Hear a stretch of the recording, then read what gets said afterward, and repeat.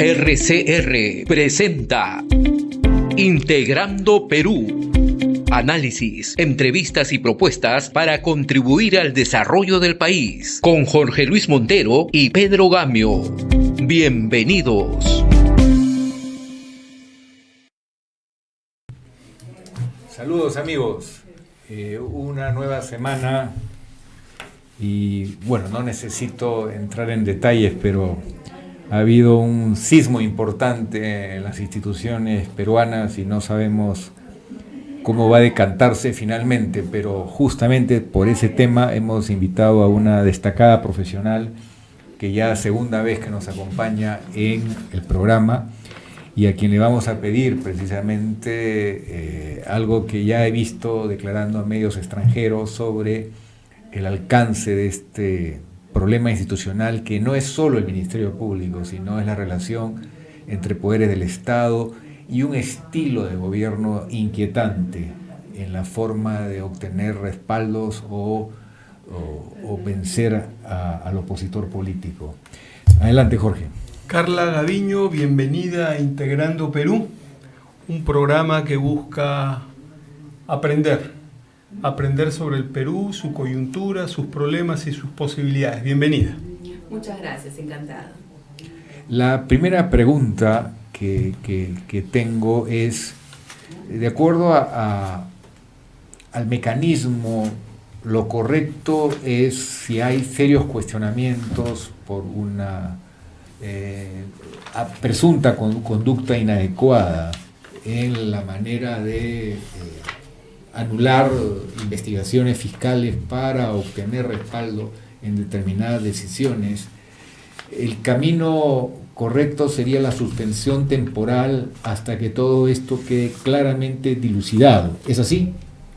Sí, correcto, yo comparto esa idea, pero también entiendo por qué a la fecha la Junta Nacional de Justicia no ha tomado del todo ese camino con firmeza, porque lo que se ha realizado es se ha empezado a hacer una investigación, ¿no?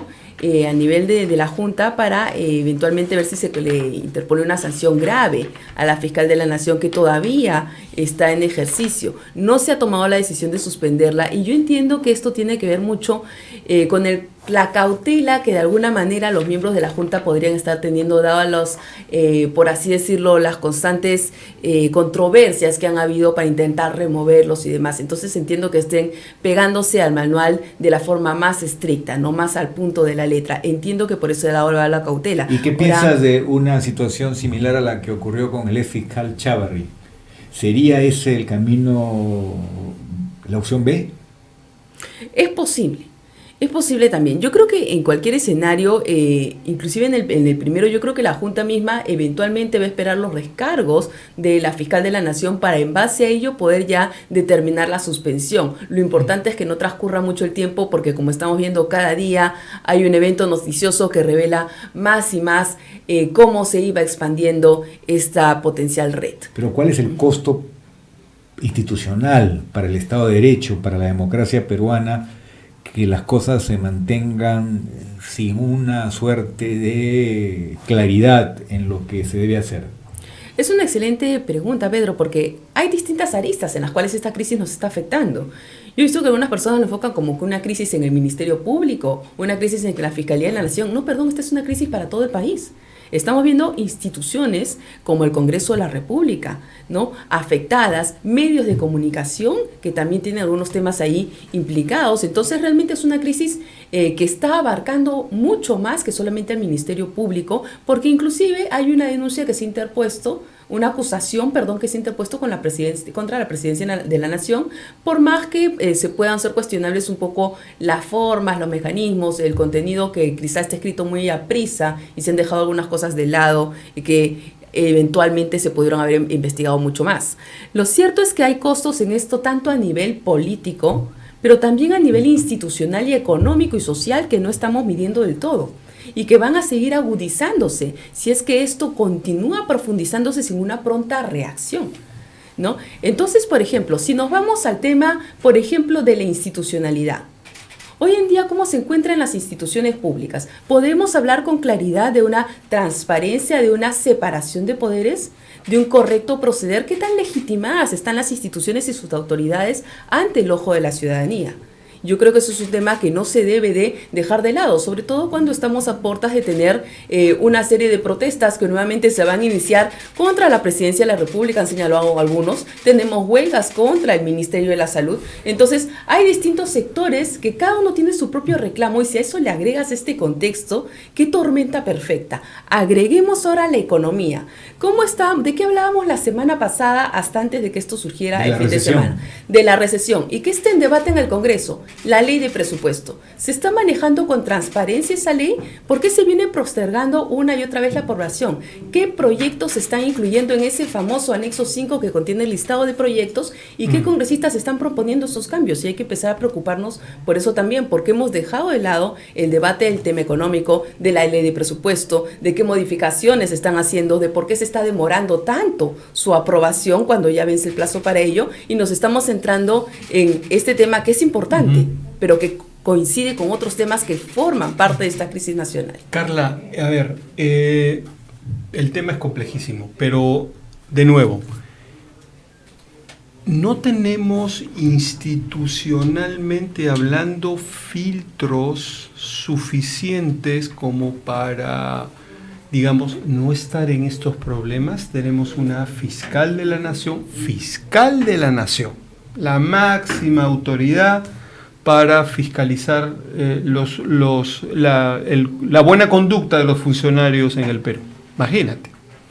Y resulta que su asesor estrella, su brazo derecho, está armando sus arreglos, está coordinando indebidamente con otro poder del Estado lo que ya sabemos que está coordinando, estuvo coordinando. Es imposible que la fiscal no sepa que algo de eso está pasando. Es su asesor principal o uno de sus asesores principales.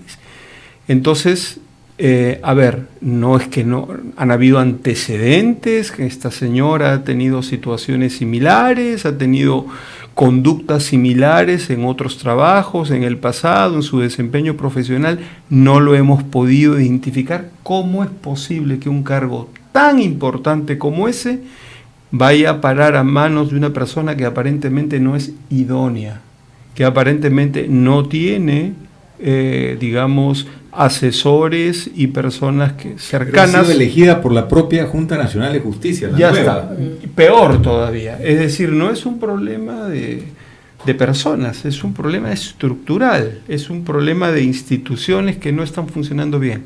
¿Cómo ves esto, Carla? ¿Cómo ves esto? O sea, ¿podemos salir de una persona y de repente caer en manos de otra menos idónea aún? ¿Tenemos que estar en eso? ¿No podemos filtrar bien? Regresar a un pasado que, si bien hay opiniones discrepantes, no es un pasado del que nos sintamos todos orgullosos, porque han habido grandes cuestionamientos también. Si hubiera un cambio, la gente diría, mejor vamos hacia una persona nueva y no a quien, más allá de ser inocente o culpable, también está en medio de la controversia. Es que aquí yo creo que efectivamente ustedes están relevando algo que no podemos dejar de lado. ¿Cuántas veces se quiso comprobar que la fiscal de la nación cumplía los requisitos de puestos? ¿Y cuántas personas y por qué apoyaron que no presente la tesis? ¿No? Han habido muchos silencios que no han debido de haber.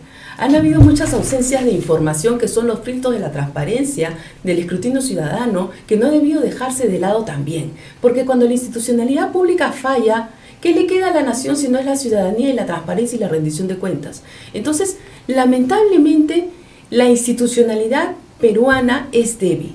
Y hoy día está mucho más débil de lo que ha estado antes del 2016, porque ha habido una pendiente hacia abajo, lamentablemente. Entonces, frente a ese escenario, yo creo que es muy importante mantener la transparencia, la idoneidad, como bien mencionaba Jorge Luis. Pero lo que tú dices, Pedro, es importante. ¿a qué vamos a irnos, ¿no? Estamos jugando el mismo juego, pero vamos a cambiar de alfiles. ¿Qué es lo que va a pasar de aquí en adelante? Porque yo creo que ya muchos tenemos, o por lo menos intuimos, que la fiscal de la Nación tiene una cantidad ya determinada de tiempo que le va a durar el cargo y luego de ello continuará con lo que le tenga que ocurrir. Pero ¿quién ocupará esa posición? ¿No? ¿Y cómo será escogida? ¿Y de qué manera se hará pues una revisión de que efectivamente cumpla con requisitos de meritocracia y de idoneidad en todo lo demás? ¿Y cómo evitar que nuevamente estas redes vuelvan a surgir? Los congresistas continúan ahí. Son decenas que están en esos chats. No es uno, no es dos, son decenas. No hay mayor incentivo ahí para hacer una revisión. Por el lado del Poder Ejecutivo han habido silencios que no han debido de haber, tanto en la elección del defensor del pueblo, como en los casos de las discutidas tesis de la fiscal y otras situaciones adicionales en las cuales el Congreso también Tu pregunta me lleva a pensar en algo mucho más crítico, que si todo se negocia de esa forma, también cómo es con las iniciativas legislativas, cómo es la relación con algunos actores relevantes del sector privado. Estamos frente a un esquema de una sociedad que se está desmoronando porque todo tiene un precio. Es decir, esa es la principal preocupación del ciudadano. La sociedad está profundamente enferma. Yo creo que estamos en un momento en el cual hay una crisis de valores social y hay que reconocerlo. Porque a partir de que toquemos este tema de que hay una crisis de valores en la sociedad que abarca distintos poderes del Estado, distintas instituciones públicas y privadas también eventualmente, inclusive la propia ciudadanía que no ejerce una ciudadanía activa de la forma más viable para encaminar la transparencia, ¿no? Para la rendición de cuentas. Yo creo que una vez que mencionemos el problema, lo podemos empezar a tomar por las astas y a reconstruirlo. Yo creo que ya es el momento de pensar en qué tipo de Perú queremos. Queremos seguir en esta ola de declive cada vez más abajo en lo que es la escasez de valores, en lo que es la mediocridad, en lo que es la ausencia de separación de poderes, en lo que es el tráfico de influencias. ¿Queremos seguir en esa pendiente escalinada o queremos hacer un alto y voltear a ver otro posible país al cual podamos caminar? Y eso solamente se va a lograr con un pacto político. El tema es que los incentivos para hacer esa reforma, ese pacto político, y por favor que no se entienda que estoy hablando de bicameralidades o ese tipo de cosas. Nueva constitución. No, Cristo. Estoy hablando de un pacto para Pero de las alguna manera señales identificar cómo reconstruir. Disculpa, las señales del Congreso han sido más bien irse hacia atrás. Y ante el peligro de que hayan más de 30 grupos políticos compitiendo, claro que la población al final iba a escoger a un grupo reducido, porque el llegar a un registro de un partido político, dice ese partido político, con 25.000 firmas de respaldo y un número determinado de locales en el interior del país, no significaba que se gozaba de la simpatía popular. Iba a haber una decantación de todas formas, pero hoy eliminar las elecciones primarias, prácticamente congelar el status quo como si fuera un motivo de orgullo, el establishment, estamos frente a una situación que hace que la crisis, al menos esa es la impresión que tengo, se ahonde más. Es decir, que en base a qué legitimidad se apuesta por reformas trascendentes, si todos los sondeos de opinión muestran que cada vez es más impopular una institución que es vital para la democracia, como es el Parlamento, el Congreso. Entonces, se habla de pacto político, pero en realidad hay que ir a un diálogo con las instituciones vivas de la sociedad peruana, pedirle a la iglesia o a las iglesias que empiecen a comprarse el pleito como en las horas más críticas de la historia de la República del Perú, porque no podemos ser indolentes o indiferentes a una crisis que se está desbordando y que tiene que ver con un problema esencialmente ético, un problema de falta de ese sentido básico de todo líder, que es: priorizo el bien público, soy capaz de acreditar que he hecho las cosas bien para merecer ser representante de los demás, o simplemente seguimos siendo piratas de nuestro propio país. Y tú estás dando un tema muy importante, porque cuando yo me refiero a que tenemos que hacer un replanteo del Perú que queremos, obviamente no es con estas autoridades. La historia es cíclica. Cuando hemos llegado a un punto similar, todavía más agudo del que tenemos ahorita, pero todo indica que vamos en esa pendiente.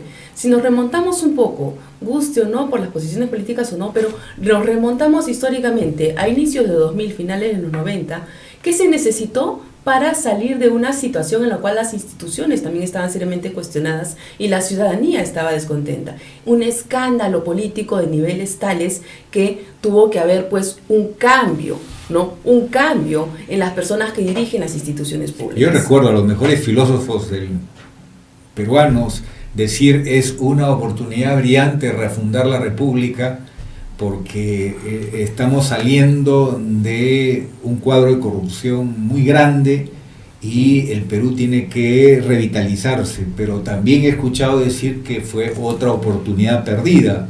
Al final salimos del gobierno de transición del presidente Paniagua y lamentablemente lo que vino después fue más de lo mismo. Nos llevó el Lavallato. Pero claro, el tema es, si volvemos a encaminarnos hacia eso, que en el devenir de los próximos días potencialmente las noticias que salgan, los chats, los audios, los videos que van a salir nos van a llevar por ese camino, si es que volvemos a estar en ese escenario, pues que no se pierda la oportunidad.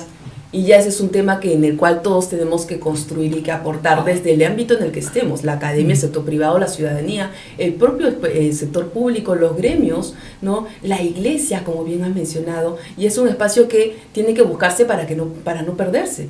Porque ya no podemos seguirnos preguntando qué tanto más vamos a decaer como país para reaccionar. Ya estamos en el límite.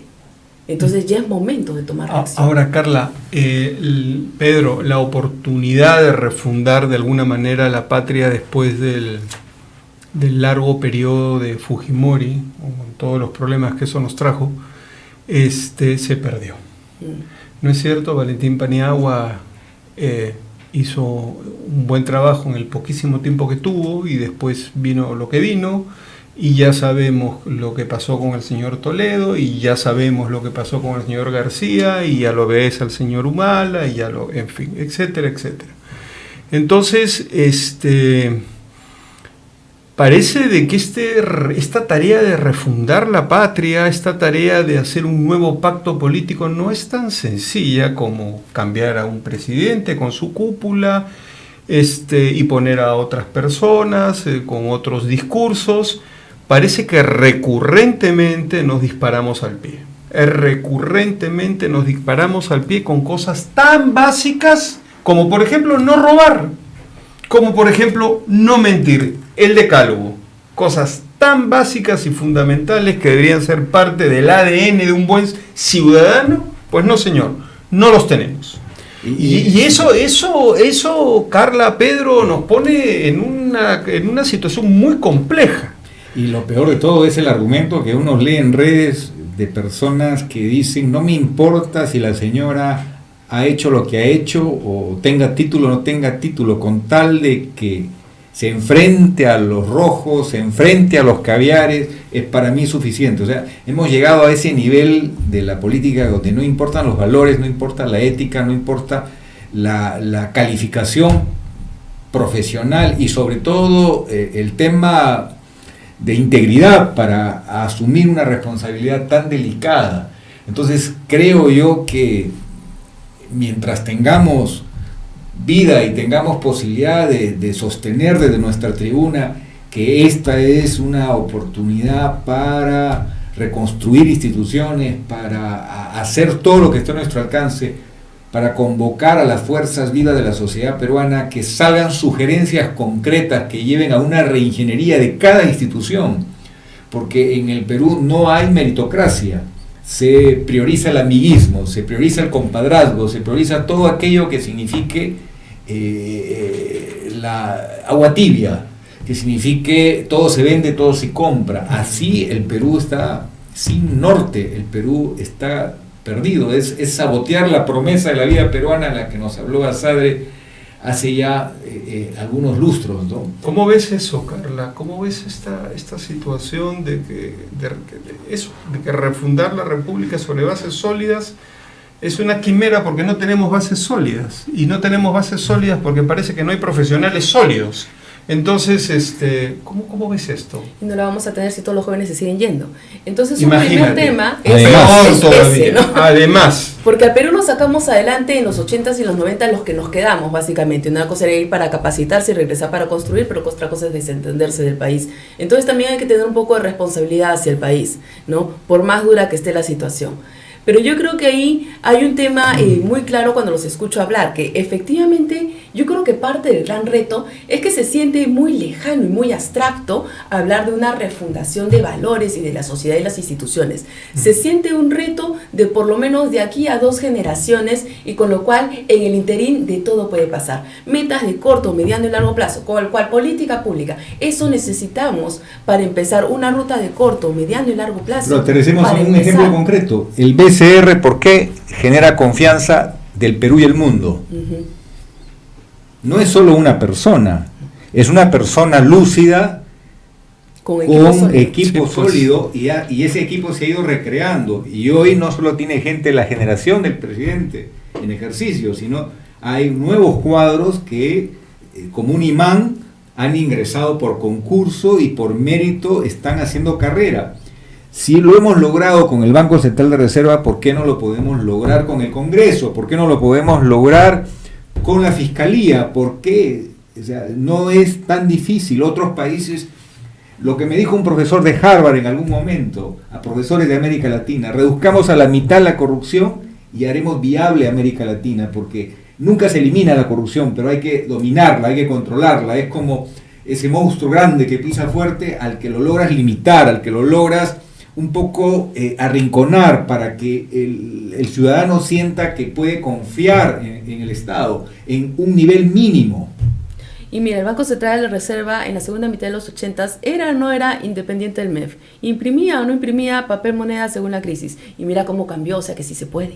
Sí, pero efectivamente toma unas cuantas décadas, pero es un trabajo que hay que construir. Pero no son electos.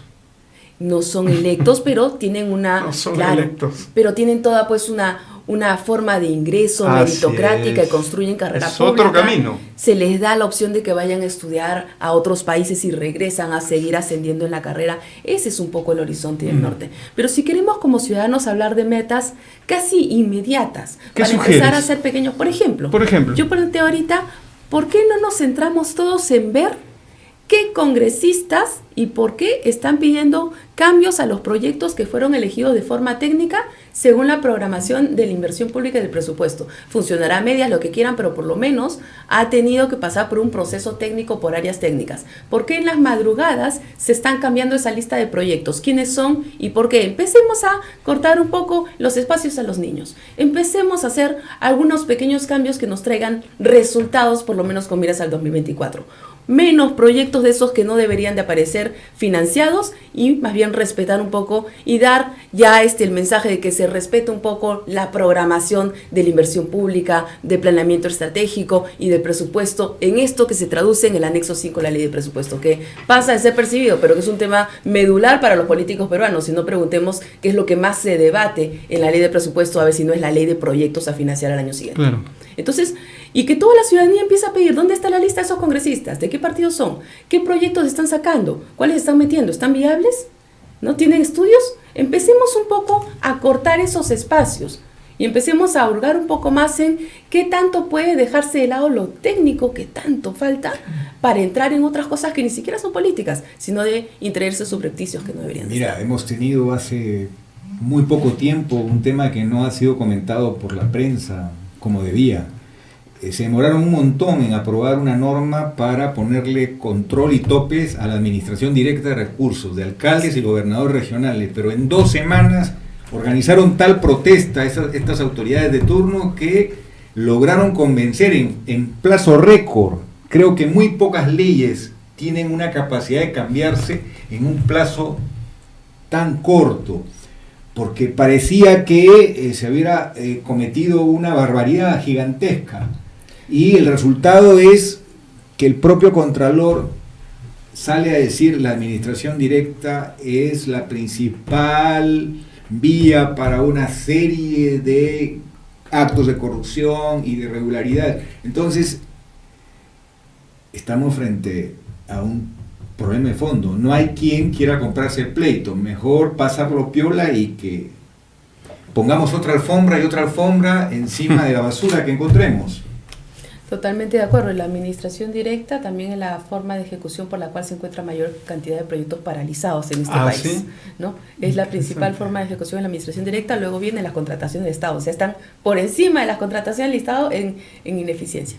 Pero bueno, yo creo que efectivamente has dado un punto clave y ahí está otra vez el Congreso, como este actor que nuevamente está dejando de lado lo técnico para dar lugar a una forma de ejecución que deja de lado la competencia, que deja de lado la tecnocracia. No tienes ni ingenieros ni arquitectos haciendo obras que se paralizan, se elevan en costos y pasa de todo por ahí, la necesidad que latente. Entonces, nuevamente, hay muchos escenarios, muchos ejemplos puntuales, con lo cual de a poquito se puede ir haciendo cambios. El tema es identificarlos y vigilarlos, pero sin perder de foco un tema estructural en el cual tenemos todos que, de alguna manera, desde el espacio en donde estemos, tratar de apuntar que sea una reforma, un cambio verdadero de la forma de hacer política, de la forma en la cual se está manejando la ciudadanía, un verdadero acuerdo social. Volver a tener ese espacio que se tuvo en el año 2000, pero no dejarlo echarse a perder. Y eso tiene que ir de la mano con revisar de forma más puntual los proyectos, las inversiones públicas, el quehacer público, cómo se desempeñan los funcionarios en el día a día. Carla, muchas gracias. Siempre es inspirador conversar contigo porque eres una joven mujer profesional que te compras el pleito, que no tienes miedo a expresar tu punto de vista y cada vez te veo en distintos medios, no solo nacionales sino extranjeros. Y tienes una trayectoria que vas labrando, así que eso me hace pensar que tenemos generación de recambio en hombres y mujeres que pueden llevar al país a aferrarse a esa luz al final del túnel, y te agradezco, y habrá un capítulo tercero y un capítulo cuarto de estas conversaciones. Muchas gracias a los dos, muchas gracias también a todos. Gracias, Carla, bienvenida a Integrando Perú nuevamente, muchas gracias por acompañarnos y dejarnos todas estas ideas que van sumando. Hemos presentado Integrando Perú. Retornamos en nuestra próxima edición con más entrevistas y el análisis para contribuir al desarrollo de nuestro país.